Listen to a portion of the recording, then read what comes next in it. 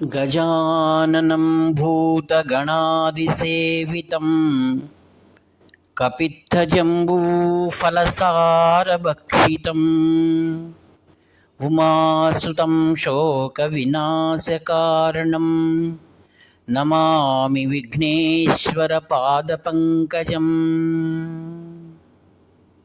सदाशिवसमारम्भां शङ्कराचार्यमध्यमाम् अस्मदाचार्यपर्यन्तां वन्दे गुरुपरम्पराम्। अपारकरुणासिन्धुं ज्ञानदं शान्तरूपिणं श्रीचन्द्रशेखरगुरुं प्रणतोऽस्मि मुदान्वहम्। देवे देहे च देशे च भक्त्यारोग्यसुखप्रदं बुधपामरसंसेव्यं तं श्रीजयेन्द्रं नमाम्यहम्। नमामः शङ्करान् वाक्यविजयेन्द्रसरस्वतीं श्रीगुरुं शिष्टमार्गानुनेतारं सन्मतिप्रदं श्रीसत्यचन्द्रशेखरेन्द्रसरस्वतीस्वामिने नमः। सर्वमङ्गलमाङ्गल्ये शिवे सर्वार्थसाधिके शरण्ये त्र्यम्बके देवी नारायणि नमोऽस्तुते। ఆత్మీయ మిత్రులారా, శంకర చరిత్రను మనం ఇంతవరకు కూడా అంచెలంచెలుగా సద్గురు కృప ద్వారా వింటూ ఉన్నాం, శ్రవణం చేస్తున్నాం. నేడు ఆ యొక్క ఆదిగురు శంకర భగవత్పాదాచార్యుల వారు కాలడిలో తమ ఆత్మ స్వరూపమైనటువంటి మాతృమూర్తికి వారు చివరి వందనాలు సమర్పించి అక్కడి నుండి బయలుదేరారు. వారి యొక్క మహిమను దర్శించినటువంటి కాలడి కేరళ దేశపు రాజు వారి మాతృమూర్తి కుడిభుజము నుండి పవిత్రమైన అగ్నిని ఏర్పాటు చేశారన్నమాట. ఆయన అక్కడున్న వారందరూ విస్తుపోయారు. అప్పుడు కేరళ మహారాజు సాష్టాంగ దండ ప్రణామం చేస్తూ ఇంకా కొద్ది రోజులు ఈ కేరళలో సంచరించవలసిందిగా ప్రార్థించారు. మహాస్వాముల వారి ఉద్దేశం ఏంటనగా వారు దక్షిణ దేశానికి ప్రయాణం చేయాలనుకున్నారు. అంటే ఇంకా అనేకమైన తిరుమల ఇటువంటి క్షేత్రాలు తిరగవాలన్న సంకల్పాన్ని వారు వివరణ చేయగా అప్పుడు కేరళ మహారాజు ఆదిగురు శంకర్ల యొక్క ప్రయాణం వైభవంగా జరగాలని అని వారికి సకల సౌకర్యాలు వారికి కల్పించారు. వారు విజయయాత్రలో సాధించినటువంటి వారి మహిమలు మరియు వారు సేకరించిన అనేక గ్రంథములన్నింటినీ కాపాడడానికి అనేకమైన పేటికలలో ఆ గ్రంథ రాశినంతటిని కూడా భద్రపరిచి వారికి త్రోవలో అనేకమైన అనుకూలములు కలిగించుకోవడం కోసం పరివారమునంతటిని కూడా ఏర్పాటు చేశారు.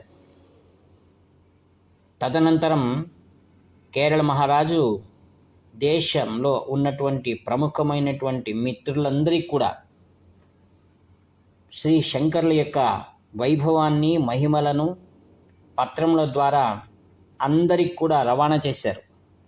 చాలా వేగంగా వెళ్ళేటువంటి ఆ యొక్క అశ్వారోహులు ఆ యొక్క పత్రములన్నింటినీ కూడా శ్రీ శంకర్లు తిరుమలకు వచ్చే ముందుగానే అందరికీ కూడా చేరవేశారు. కావున ఆ యొక్క రహదారులలో ఆయా ప్రాంత ప్రజలు మరియు మండలీకులు, జమీందారులు అందరూ కూడా శ్రీ శంకరులను అనేక విధములుగా గౌరవిస్తూ సాదరంగా తమ గ్రామాలలో శ్రీవారిని పూజించుకున్నారు. వారి దివ్యమైన ఆశీస్సులను వారు పొందారన్నమాట. ఈ విధంగా శ్రీ శంకర్లు అనేక చోట్ల పండితుల ద్వారా మరియు ఇతర యతీశ్వరుల ద్వారా మహత్తరమైనటువంటి గురువందనాలని స్వీకరించారు ఆయన. అప్పుడు మెల్లమెల్లిగా ఒక్కొక్క రాజ్యమును చోళ, పాండ్య ఇలా దేశాది రాజులు శ్రీవారి కల్పించినట్టు సకల గౌరవాలను స్వీకరించారు. వారందరూ శ్రీవారిని తమ రాజ్యమునందు అనేక దినములు సంచరించవలసిగా మరీ కోరుకున్నారు. వారి యొక్క మన్ననను స్వీకరించి ఆయా ప్రాంతములలో ఉన్నటువంటి అనేకమైన విద్వత్ సభలలో అద్వైత సిద్ధాంతాన్ని గురించి చాలా సులభమైన శ్లోకముల ద్వారా, మాటల ద్వారా వారికి ఆ సందేశాన్ని అందించారు. ఆత్మీయులారా, వారు ఏ ఏ క్షేత్రాలు, ఏ పుణ్యతీర్థాలు సందర్శించారో అవన్నీ కూడా ఎంతో సౌభాగ్యం చేసుకున్నాయని అక్కడ ప్రజలందరూ కూడా అనేక కీర్తనలు, స్తోత్రములు ఆయన గురించి చేశారు. ఈ విధంగా ఆదిగురు శంకర భగవత్పాదాచార్యుల వారు కలియుగంలో ప్రత్యక్ష దైవము అని పిలువబడేటువంటి శ్రీనివాసుని యొక్క తిరుమల క్షేత్రానికి వారు వేంచేశారు. సహజంగానే వారు శివస్వరూపమై ఉన్న ఆయనకు కాల్డిలో కూడా కృష్ణ భగవాను అంటే ఎంతటి ఆదరణ, ఎంత ప్రేమ, అలానే స్థితి పాలకుడైనటువంటి ఆ యొక్క గోవిందుని స్మరణ చేయవాలని ఆయనకి ఇష్టం. భజగోవింద స్తోత్రాలను రచించాడు. తన గురువు గారి పేరు కూడా గోవిందుడు. మరియు యతీశ్వరులు ఎల్లప్పుడూ నామస్మరణం చేసేది నారాయణ నారాయణ నారాయణ అని. అటువంటి ప్రత్యక్షమైనటువంటి క్షేత్రం శ్రీ తిరుమలకు వారు వచ్చారు. వచ్చి ఆ యొక్క తిరుమలగిరి శిఖరాలలో వారు పాదచారి వెళ్తూ ఒక్కొక్క శిఖరం దగ్గర ఒక్కొక్క రోజు ఉండి దివ్యమైన ఆ ప్రకృతి సౌందర్యాన్ని చవిచూస్తూ వచ్చినటువంటి శిష్యులందరూ కూడా ఆనంద పారవశ్యం చెందుతున్నారన్నమాట. అప్పుడు అక్కడక్కడ తపస్సులు చేశారు. సప్త గిరులలో కూడా తపస్సులు చేస్తూ ఆ యొక్క శ్రీనివాసుని దర్శించుకున్నారు.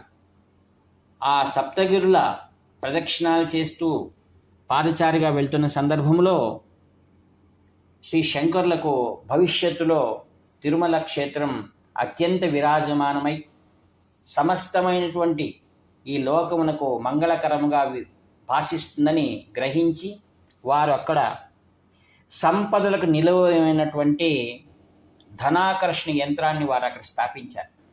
ఆత్మీయులారా, మనం ఎక్కడైతే ఆ స్వాముల వారికి మనం తీసుకువెళ్ళినటువంటి కానుకలను ఆ హుండీలో సమర్పిస్తామో దాని దిగువ భాగంలోనే ఆదిగురు శంకర భగవత్పాదాచార్యులు వారు ధనాకర్షణ యంత్రాన్ని ఆయన స్థాపించారు.